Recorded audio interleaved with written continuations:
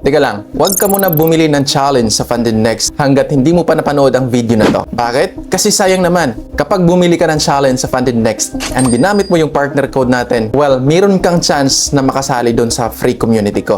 Everyday ako nagsisend ng mga trading signals doon bago ako mag-set up ng trade. But before anything else, legit check muna natin si Funded Next. So, isi-search natin siya dito sa Trustpilot kung legit ba yung mga reviews niya dito. So, as you can see right here, ito yung mga reviews na makikita natin dito sa Trustpilot kung saan yung Funded Next is meron siyang rating na 4.5, which is very excellent. And for you to know guys, ang Funded Next is isa din sa mga top 10 prop firms all over the world. Dito sa Trustpilot guys, marami yung naka 5-star ang rating. So that's why yung overall total is 4.5, which is a very excellent rating sa isang prop firm. And proven and tested na yan guys kasi ang dami-dami nang nagtitrade at nagiging funded trader dito sa Funded Next. Ang good news is i-explain ko ngayon dito sa inyo kung ano ba yung type of account na nababagay sa'yo bago ka mag-start ng iyong challenge. So may free community ka na, may free guidance ka pa, panoorin mo lang to hanggang dulo para mas maintindihan mo kung ano ba yung account na suitable for you. So pumunta ka lang sa Google, i-search mo dito yung Funded Next, sila agad yung makikita mo dito. Okay, huwag ka na maghanap ng iba para hindi ka mapunta sa mga scam na website. I-click mo lang yan. So as you can see, ito yung total of payouts nila. Diba? Sobrang laki na guys. And average processing time is 4 hours sa mga payouts. Okay? Okay lang yon. Meron namang iba na mga prop firm na mabilis mag-payout pero meron din silang mga issue na denied payouts. Okay? Meron din silang mga award. Okay? Best Trading Experience, Best Prop Trading Firm 2025. Meron din silang FM Awards, Prop Firm of the Year. Yun nga lang, meron din silang mga negative reviews kasi hindi yun mawawala. Kasi minsan sa mga bumibili ng challenge, hindi agad nila naintindihan yung rules. So that's why nabibreach nila yung account nila. So ngayon i-explain ko sa inyo kung paano mo maiwasan ma-breach yung account mo. So dito mo makikita yung mga different type of challenges nila. Meron silang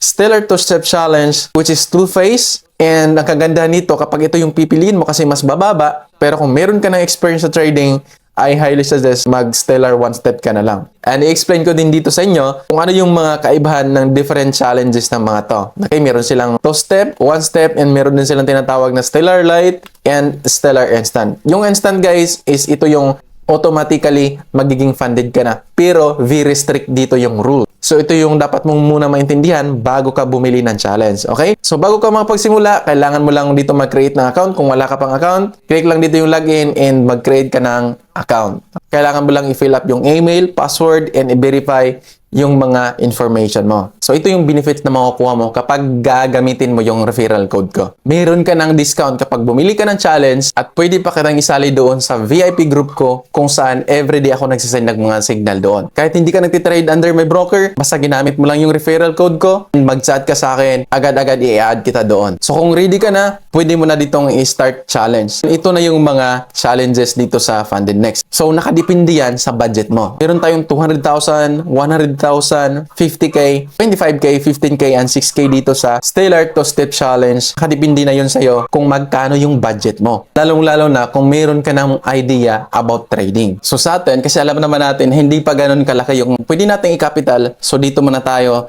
sa 25K or 15K or even 6K na mga account. So dito tayo mag-explain ngayon sa Stellar two-step kung ano yung mga trading rules na dapat hindi mo basta-basta i-break para hindi mo ma-breach yung account mo. Okay? So ito yung mga challenge rules. Dito sa phase 1, yung profit target is 8%. And sa phase 2 naman, yung profit target mo is 5%. So lumili yung profit target mo kapag nasa phase 2 ka na ng challenge. Yung daily loss limit is 5%. Dapat hindi ka talaga lalagpas sa 5%. Talo mo sa isang araw na trade. Maximum loss naman dito is 10%. So 2,500 USD lang yung total of loss lamang dapat dito. So dito sa drawdown type, static, ibig sabihin, hindi siya trailing. So mananatili siyang 10% pa rin. Minimum trading days, 5 days. So kailangan magti-trade ka talaga ng 5 days straight para at least ma-meet mo yung requirements, news trading. So sa mga FOMC like CPI, PPI News, pwede ka mag-trade doon. Allowed siya. And kapag na-breach mo yung account mo, reset is applicable. Meron siyang performance reward na 15%.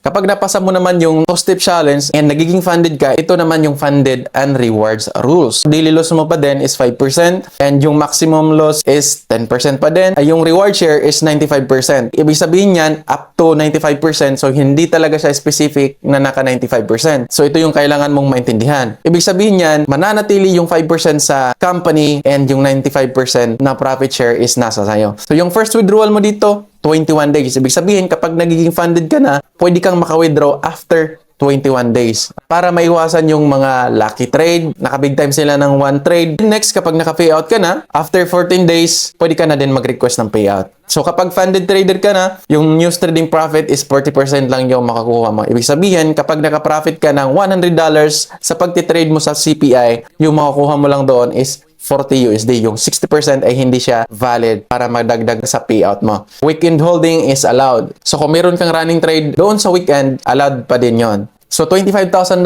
account, $199.99. So, kapag kaya mo naman sa capital mo, pwede kang bumili, gamitin mo yung referral code ko kasi meron ka pang discount na makukuha doon. At mag-comment ka lang dito sa video ko para ma-add kita doon sa community ko. Kahit wala ka pang idea sa trading, so possible, makakatulong ako sa iyo para makapasa ka din. Next is, pumunta tayo dito sa Stellar One Step. Hindi ka na maghihintay ng another phase. Kailangan mo lang ipasa yung One Step Challenge at magiging funded trader ka na. Meron lang siyang kamahalan kaysa doon kasi One Step Challenge lang siya, so mas mahal siya kaysa doon sa 2 step. Meron siyang profit target na 10%, 3% yung daily loss limit. Yung maximum loss limit naman is 6%. So, mas bababa siya kaysa doon sa 2-step challenge. Yung drawdown type is static pa din. Ibig sabihin, hindi siya nag-move. Maximum loss limit pa din is 6%. Minimum trading days, 2 days lang. So, within 2 days, kapag na-hit mo na yung challenge, so pasado ka na sa pagiging funded trader. Average performance reward is $375. Ito yung minimum na pwede mong makuha kapag nagiging funded ka na. Ito naman yung rules kapag nagiging funded ka na sa 1 step. Yung daily loss limit nila is 3% and yung maximum loss limit natin is 6% pa rin.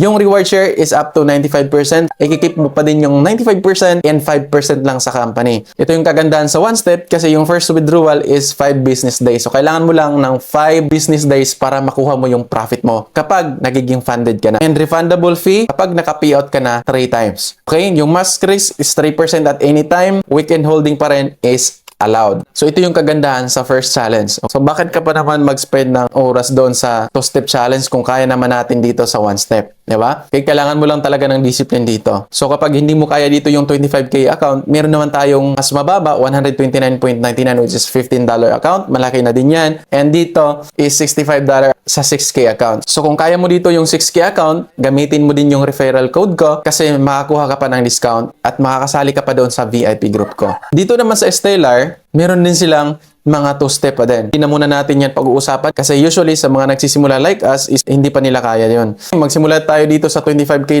account. Sa Stellar Lite naman, yung 2-step nila is sobrang affordable. $139.99 USD, yung 25K na account. Pero 2-step challenge pa din yan. Okay? So ito naman yung kanilang rules. Yung phase 1 target profit is 8%. Yung phase 2 target profit is bumaba na, nagiging 4%. Yung daily loss limit, 4%. And yung maximum loss limit is 8%. Kailangan pa din, hindi ka talaga matalo above doon sa required na daily loss. Drawdown type, static, hindi siya trailing, as is 8% pa din yan. And minimum trading days, 5 days, news trading allowed, and reset applicable. At kung magiging funded ka naman, yung daily loss is 4% and maximum loss limit is 8% pa din. Reward shares up to 95%. First withdrawal is after 21 days. And kapag nakapag-payout ka na, next withdrawal is 14 days na lang. Max risk is 3% at any time. Nagtitrade ka ng 25K, dapat hindi lalagpas sa 3% yung i-risk mo every trade para hindi mo ma-breach yung account mo. Weekend holding, allowed pa din. And dito naman tayo sa Stellar Instant. Usually, ito yung binibili ng mga trader kasi instant na, nagiging funded ka na. But ito yung kailangan mong maintindihan kapag instant yung binili mong challenge. So sa Stellar Instant, mayroong 10K, medyo may kamahalan. Mayroon din siyang 20K. So kung kaya sa capital mo mag-instant, kung meron ka namang pang-capital, edi go. Mag-PM ka lang sa akin at pwede ka na kitang i-add doon. Gamitin mo yung referral code ko para may discount ka.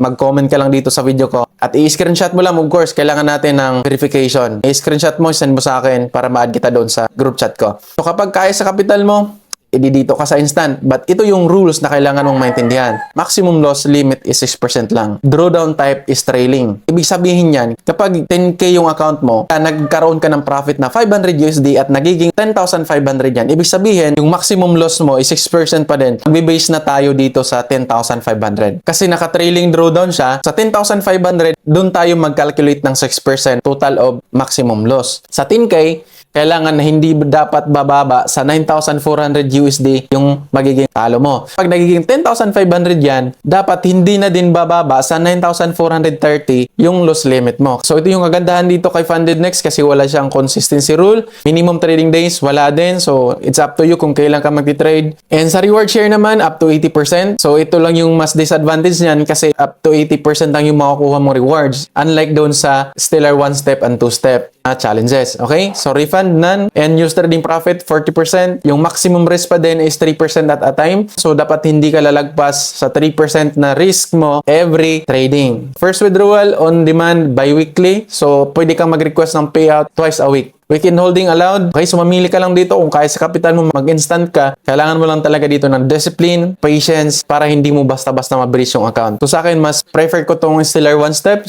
Pipiliin natin yung $65 and start challenge. Ilagay mo lang yung partner code natin dito para makakuha ka ng discount. And kailangan mo din i-check dito. Kailangan naka-MT5 yan. So meron silang mga add-ons dito guys. Gusto mo ng lifetime reward 95%. Kailangan ka lang mag-add ng 25% sa payment price. So kailangan mo lang ilagay yung partner code ko para magkaroon ka ng discount and makasali ka doon sa group chat ko. Okay, so click continue mo lang and magpuproceed na yan kung ano yung gagamitin mo for payment. Yun lang guys, and sana may natutunan kayo dito sa video ko. And kung gusto mong bumili ng challenge, mag-comment ka lang dyan sa baba and i-screenshot mo na ginamit mo yung partner code natin para naman ma-verify ko at ma-add kita doon sa group chat ko. And of course, don't forget to like and subscribe my channel. See you on my next video guys.